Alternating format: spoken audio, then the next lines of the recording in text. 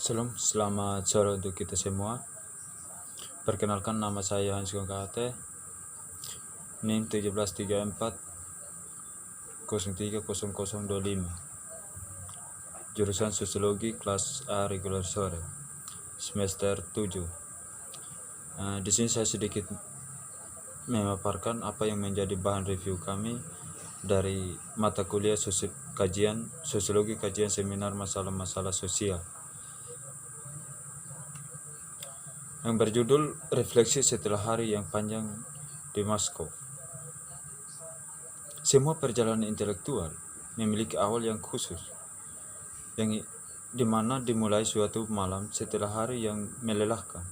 Di Moskow 5 tahun lalu, pada November 1997, diundang oleh Kementerian Luar Negeri Swedia untuk berbicara di Kedutaan Besar Swedia di ibu kota Rusia.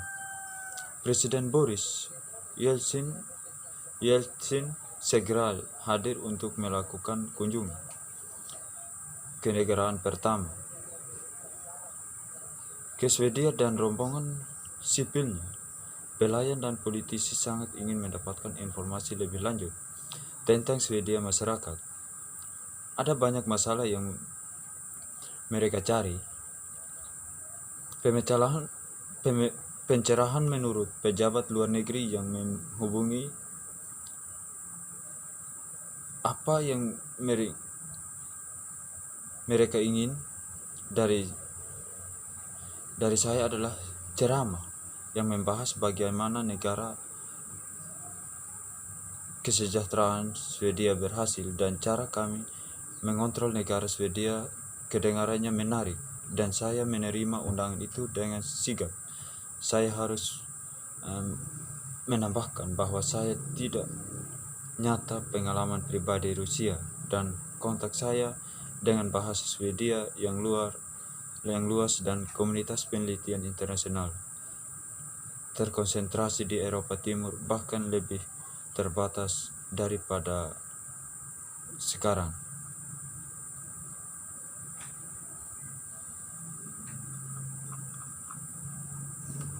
Perangkap sosial dan masalah kepercayaan. Salah satu orang yang saya ajak berbicara memperkenalkan dirinya sebagai pejabat tingkat ketiga di administrasi perpajakan Rusia. Dia memberitahu bahwa di luar biasa tertarik pada Swedia dan administrasi negara Swedia. Untuk yang sangat khususnya, alasan dia telah menghubungi rekan-rekannya di Dewan Pajak Nasional di Stockholm, dan mereka memberitahunya sesuatu yang sangat mengejutkan. Mustahil bahwa Dewan Pajak Nasional Swedia mengumpulkan 98,7% dari apa yang mereka tagih kepada prabayar pajak Swedia. Mungkin ini dia bertanya-tanya, atau apakah mereka menarik kakinya?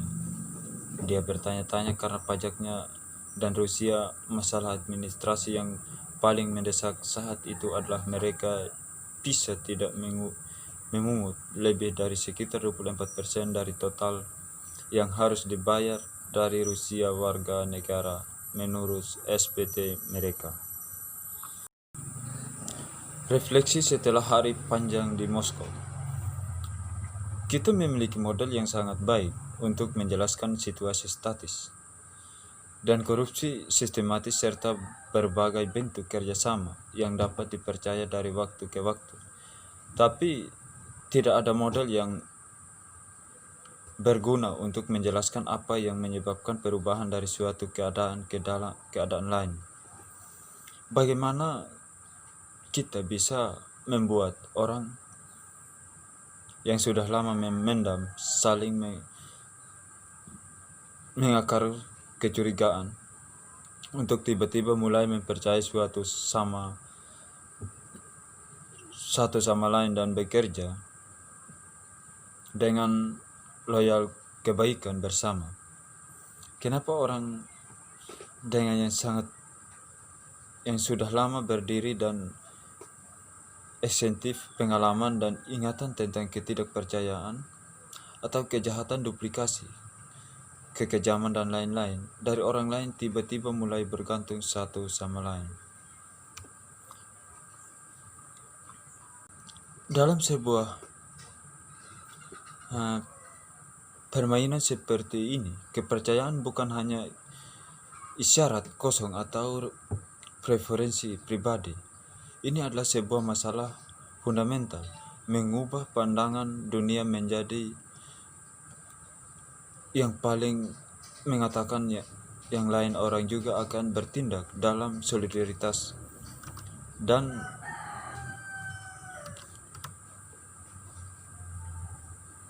bekerja sama, misalnya dengan menyerahkan sumber daya berwujud.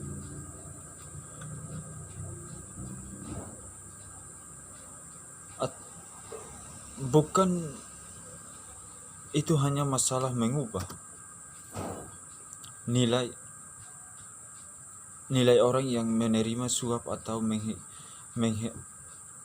menghindari pajak mungkin secara bersamaan memiliki nilai yang mereka pertimbangkan untuk apa mereka berbuat salah secara moral dan merugikan, tidak hanya bagi masyarakat tetapi juga bagi diri mereka sendiri dalam jangka panjang.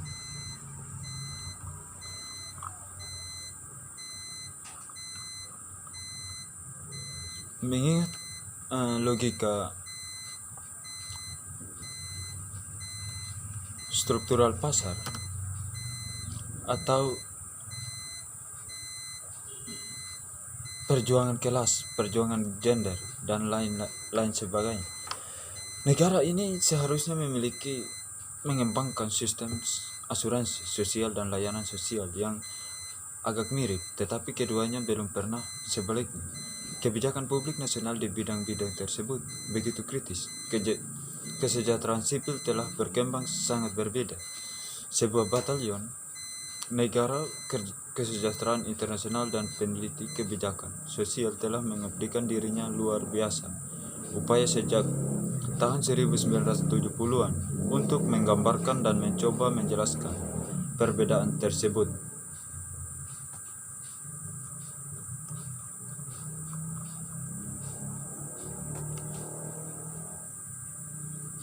Kesimpulannya dari pembahasan itu,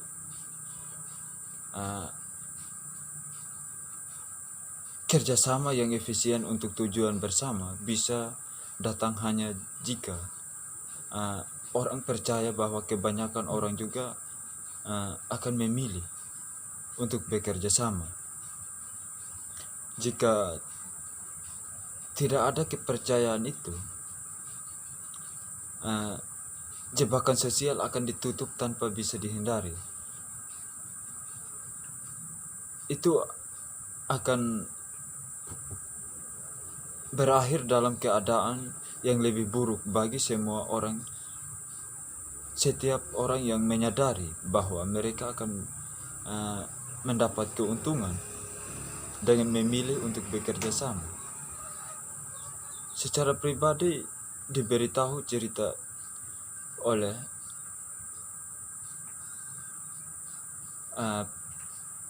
para pejabat menggambarkan 4 fondasi sentral dari pendekatan teoritis. Itu akan memandu pekerjaan. Yang pertama adalah perbedaan utama antara individu dan rasionalitas kolektif. Kedua, harus menganggap itu politis dan tindakan ekonomi bersifat strategis. Artinya apa yang dilakukan orang tergantung yang mereka yakini akan dilakukan orang lain. Ketiga adalah gagasan yang begitu umum dalam teori ilmiah sosial bahwa tindakan manusia harus dipahami sebagai hasil dari maksimalisasi utilitas rasional tidak membantu sama sekali datang untuk memprediksi apakah rahang dari jebakan sosial akan menutup atau tidak.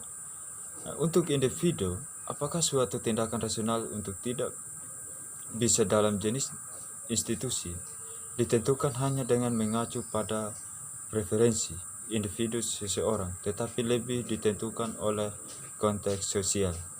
Demikian hasil pemaparan materi saya, sekian dan terima kasih.